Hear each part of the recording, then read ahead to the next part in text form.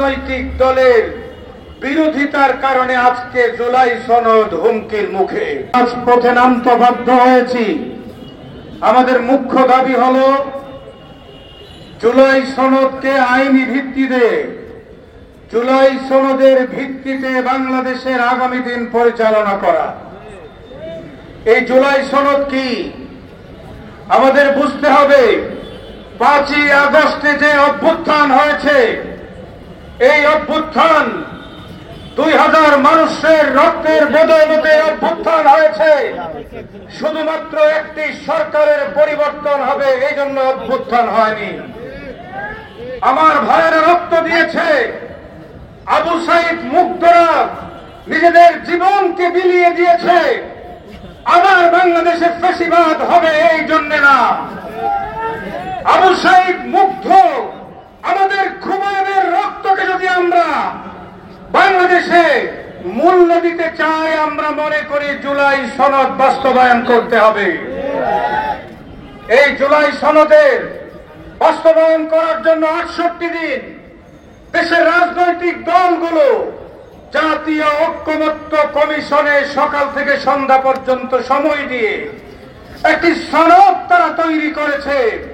কিন্তু একটা রাজনৈতিক দলের বিরোধিতার কারণে আজকে জুলাই সনদ হুমকির মুখে। এক্সট্রিম মশার কয়েল প্ল্যান্ট ফাইবার দিয়ে তৈরি, তাই সহজে ভাঙে না, সুগন্ধিযুক্ত ও নিরবিচ্ছিন্নভাবে জ্বলে। ডেঙ্গু, চিকুনগুনিয়া বাহি সহ যে কোনো মশার বিরুদ্ধে দেয় এক্সট্রিম সুরক্ষা। আমরা বলতে চাই, যদি জুলাই সনদ বাস্তবায়ন না হয়, বাংলাদেশে আবার স্বৈরাচারী হাসিনার মতো স্বৈরাচার হবে।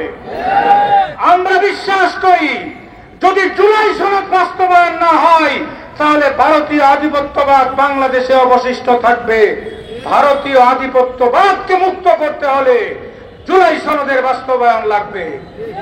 দিনের ভোট রাতে করা এই যে সিস্টেম আওয়ামী লীগ চালু করে গেছে, এই সিস্টেমকে যদি বন্ধ করতে হয় তাহলে জুলাই সনদের বাস্তবায়ন লাগবে।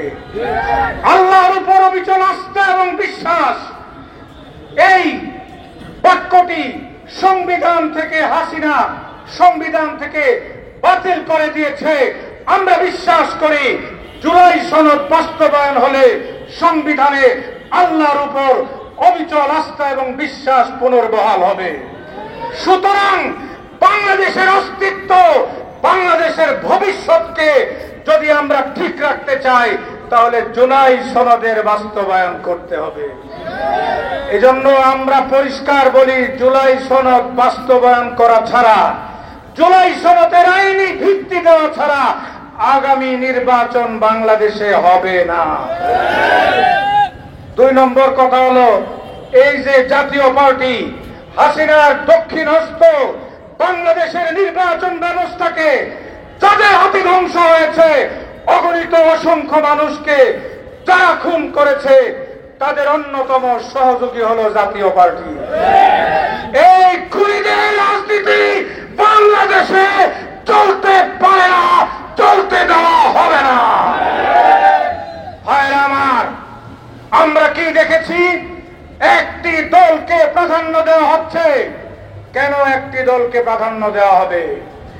এই আবু সাইদ মুগ্ধ খুবাইবরা কোন দলের কর্মী ছিল না, তারা বাংলাদেশের আগামী প্রজন্মের প্রতিনিধি।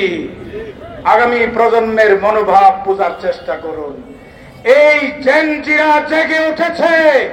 লেভেল প্লেইং ফিল্ড ছাড়া যদি নির্বাচন করা হয়, বাংলাদেশের নতুন প্রজন্ম সেই নির্বাচন করতে দেওয়া দিবে না। তাই কালো টাকা, অস্ত্রের প্রভাব মুক্ত একটা লেভেল প্লেইংয়ের মাধ্যমে নির্বাচন করতে হবে। সেই নির্বাচনকে বাংলাদেশ খেলাফত মজলিস স্বাগত জানাবে। আমাদের বন্ধু বড় সংগঠনকে বলতে চাই, ভয় পাবার কিছু নাই। আসুন, জনগণের কাতারে আসুন, এদেশের অধিকাংশ রাজনৈতিক দলের কাতারে আসুন। বাংলাদেশে সুন্দরভাবে রাজনীতি করবেন। আর যদি ভারতীয় নেগেটিভ, ভারতের বয়ান, রয়ের শিখানো বক্তব্য বাংলাদেশে প্রতিষ্ঠিত করতে চান, আপনাদের ঠিকানাও হবে হাসিনার সাথে। ইসলাম থাকবে, ইসলামী রাজনীতি থাকবে, বাংলাদেশ পন্থী রাজনীতি বাংলাদেশে চলবে, ভারতের এজেন্ডা বাস্তবায়ন হবে না।